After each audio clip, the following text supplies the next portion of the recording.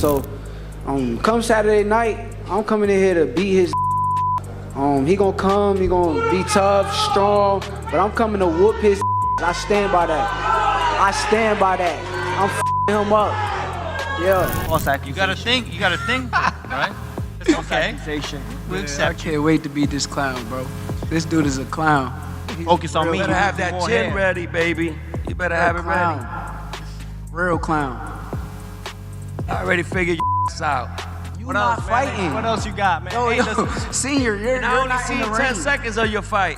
I seen you fight before. I only You seen can't 10 fight. seconds of your fight. You're boring as hell. Come on, bro. Stop it, bro. Boring, man. You almost got knocked out. Even your daughter said you got knocked out. Knocked out. Tio got hurt his last fight too.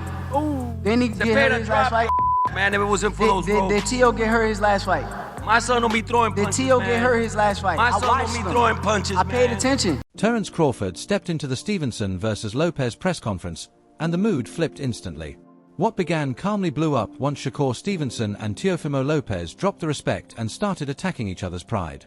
I think that he did some great things against them guys. I seen a lot of weaknesses in his game too, and something that he said earlier, he said, Tio never lost to Southpaw. Well, I never lost to Orthodox. So, it ain't no different, but the difference is you never fought no elite fighter. Okay, I don't think y'all did either. Oh, so you gotta show it, baby. I don't think y'all did you. either. I ain't see. Not on my son. I ain't see Lomachenko throw no punches. You never been on a big stage like this. I didn't see Lomachenko throw punches for 6 You rounds. never been on a big stage like this. I didn't see Lomachenko throw punches Because we for froze 6 him. rounds. Okay, you gonna see. We gonna freeze you too. You better not throw the towel. The situation escalated quickly when Teofimo Sr. spoke about breaking unwritten rules and brought up wins over Lomachenko and Josh Taylor. Shakur responded right away, downplaying those victories and saying Teofimo has never faced a top-level fighter like him. Well, I see their weakness. That's what I do. You know, we broke the code with with Loma that nobody had ever done. You know, we didn't let him get comfortable in there. You saw that, you know, within like 8 rounds, he didn't know what to do. I did the same thing with Josh Taylor, and we're gonna do the same thing with Shakur. Real hard. Man, what do you say to that, bro? Like, do you hear him, bro? I just can't wait to beat him and shut him up, bro. Tio not on this level. Tio is a high-level fighter, but he's not on my level. I'm an elite-level fighter, and come January 31st, I'm gonna show it. After that, the room turned into constant arguing. Shakur questioned Teofimo's mindset. Teofimo labeled Shakur dull and overrated. Both camps talked at the same time, and it felt more like the final round of a fight than a media event. It'd be 100 times better come fight night against Teofimo Lopez than I was against Cepeda. 1,000 times better. Faster, sharper, stronger, mentally more on point, and I can't wait. You said a couple of times now you see some holes in Teofimo's game. I know you don't want to give away your game plan at the kickoff press conference, but where are the weaknesses? Where are some of the weaknesses in his game? A lot of the weaknesses is in his mental. I think it's more mental than anything, and I'm going to expose it. Things reached a breaking point once the trash talk became personal. Voices rose, security stayed alert, and it felt like one wrong sentence could start a fight. Promoters like Eddie Hearn tried to steer the focus toward legacy, but the fighters had already taken over. Thanks for the reminder, Chris. This place is special. I think when this fight was talked about, I think both Shakur and Teofimo Lopez need a huge amount of credit for making this fight. Both of the guys are the respective kings of their division. Teofimo Lopez, the #1 guy at 140, Shakur, the #1 guy at 135. And when I heard about this fight, I didn't expect it to happen. And you know, the work that His Excellency's done, Ring Magazine, to make this fight quite sensational. But the icing on the cake is to see the fight at Madison Square Garden. This is, for me, the absolute mecca of boxing. When Turki Alalshik joined by phone, he sounded unimpressed by the disorder, and that reaction somehow made the moment feel... This fight is the first step of a crazy map of boxing next year and the beginning of 27. This is not an easy fight. Thank you so much. By the end, both fighters spoke about dominance, embarrassment, and silencing the other. It stopped feeling like promotion and felt real.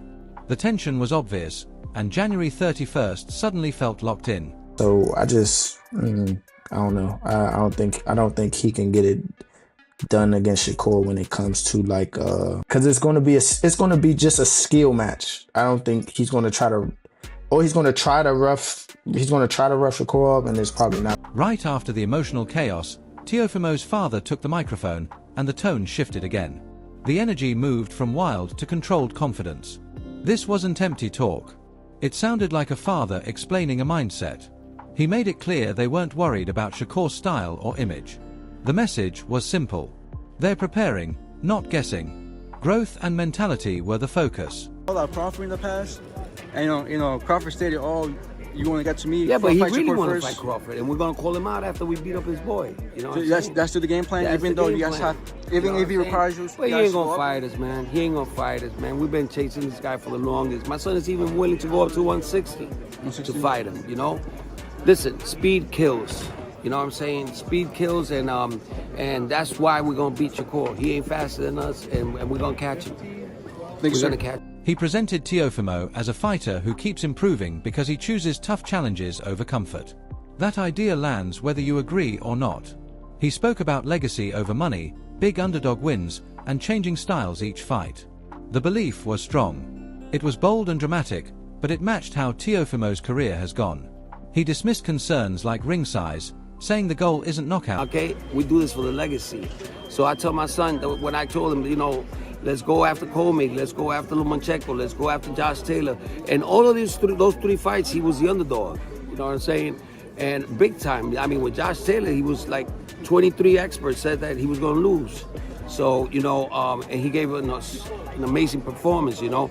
And it wasn't the same as the performance he gave with Barbosa's, you know. Like, his styles have changed all the time. And that's the scariest part about him, you know. And he comes to entertain. Some comparisons to Crawford and Canelo felt like a stretch, but that confidence is part of the package. The key takeaway was clear. Team Lopez isn't relying on luck. They truly believe speed, pressure, and adjustment can break Shakur's calm. Whether that works for 12 rounds is another question. Mentally, though, this was conviction, not noise. When both sides believe fully, fights become unpredictable. Did Shakur by any chance implement a bigger ring, or like, you know? We don't care about that, No? man. I mean, we're just gonna box this dude, man. You know, we're not going in there for the knockout. We never do. You know, the only fight that my son looked like sloppy was with Kambosos because he was dying in there. And, you know, he said that he felt better when he was attacking more, you know. But we never do that. We always box. After Teofimo Sr. laid out that mental game plan, the discussion shifted again when Andre Ward and Roy Jones Jr. joined in. Now the perspective came from fighters who lived these moments. Their take felt grounded. They agreed the words weren't marketing.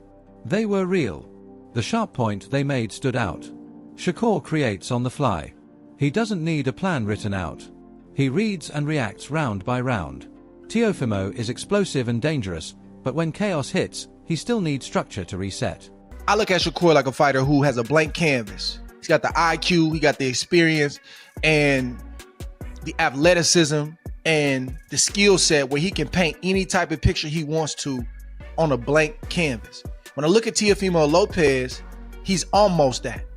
He has a blank canvas, but he needs an outline on what to draw and what to paint inside the line. Now, every now and again, he'll go away from the outline that he has and he'll do something dope and you'll be like, "Ooh, that was cool. That wasn't on the outline right there." But I don't think that he can create on the fly like a Shakur Stevenson. Ward and Roy weren't disrespecting Teofimo. They actually highlighted something smart.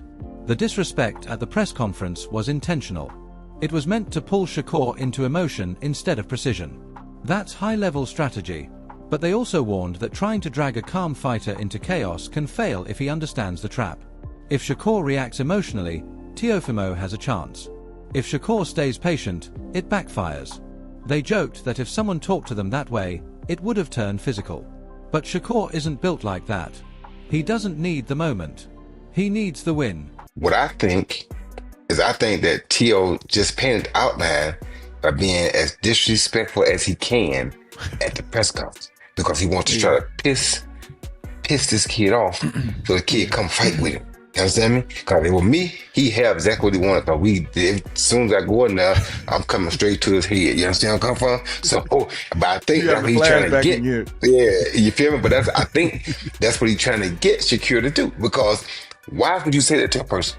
What does that have to do with boxing? You feel me? He knows that Shakur has great feet, and he's not gonna be able to catch Shakur if he lets Shakur take his time to do what he does. So he got to try to make Shakur come in and try to kill him, which is what he just did at the press conference. After that breakdown, the conversation moved into real experience. This is where Keith Colan's view hit hardest. He wasn't guessing. He shared rounds with Shakur. Listening to him, it became clear why Shakur is such a tough matchup. Colan said Shakur reads movement instantly. Small shifts, small tells, and Shakur already knows what's coming. That's not speed alone. That's processing. And Colan said it like it was normal. That's why Shakur stays calm while others panic. Just sparring him and then watching him, I always notice, I'm like, dang, when he, if you really pay attention to when he spar, when he fight, he already know what you want to throw before you throw it. Not because he's some type of, boxing guru or anything like that, but because he reading your body language. If you dip to this side, I'm already blocking for a possible hook or uppercut. I don't need to worry about a jab or right hand, because the probability of you throwing that is not even, But so just watching him and sparring him, being in the ring with him, it's like, dang, just him understanding what a person could throw based on their body positioning.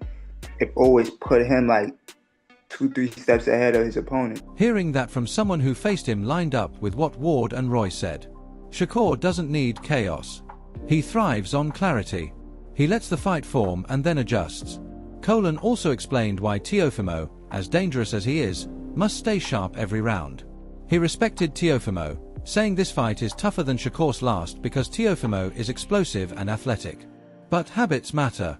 Dropping the lead hand, leaving the body open. Small mistakes become big against someone who feeds on details. One error turns into lost rounds. For sure, the most notable thing that come to mind is I remember when he fought Sander Martin. Like every time he threw a right hand to the body, he never had his lead hand up. Sander Martin was just check hooking him to death. I'm just like when he's just gonna make the adjustment, when he gonna realize that he just keep getting hit with the right hook every time he try to throw the right hand. So those are the small adjustments that he had to make because, sharp fighter, they gonna capitalize. So he gotta be on his game. Colan isn't calling for knockdowns or wild moments. He's predicting pressure, especially late. Mental pressure that pushes Teofimo to force action while Shakur slowly pulls ahead. That's the most dangerous version of Shakur. Calm, clean, and in control. Looking at everything together, this fight feels less like a style clash and more like a mental test. Shakur is patient and precise. Teofimo is emotional and explosive, with the power to change everything in one moment. The press conference showed how personal it is. Teofimo Sr. showed their belief. Ward, Roy, and Colan all pointed to the same truth. Shakur waits for chaos to expose itself. It's the stuff that he's tightening up things for Shakur to prepare for him, but also in sparring because, he may have lagged during this last sparring. So it's a lot, but it's definitely doable. And, but this is, the time is now, at the end of the day. Oh yeah, for sure. I feel like Shakur is going to outbox him. And it's going to be a point in time until he kind of get desperate. And that's when the gap is going wide, and then Shakur is just going to, come out with a clean victory. So the real question is this. Does Teofimo force the moment and break through, or does Shakur quietly turn 12 rounds into a clinic while people argue about when it slipped away? That's the debate. Drop your thoughts in the comments. And don't forget to like, share, and subscribe to The King Boxing.